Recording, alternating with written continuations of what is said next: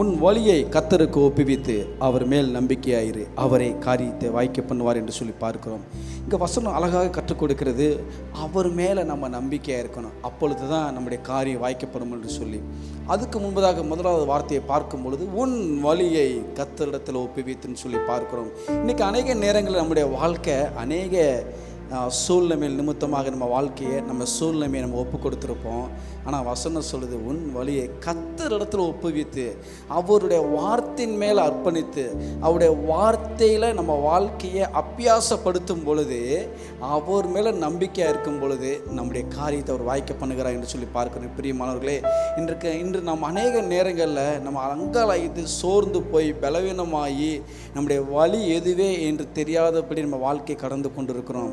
உங்களை பார்த்து இன்றைக்கி ஆண்டவர் சொல்லுகிறார், உங்களுடைய வழியையும் உங்களுடைய சூழ்நிலையும் உங்களுடைய பிரச்சனையும் உங்களுடைய காரியங்கள் எதுவாக இருந்தாலும் அவருடைய வார்த்தையின் மேலே வைங்க, அவர் மேலே வைங்க, அவர் மேலே நம்பிக்கையாக இருங்க.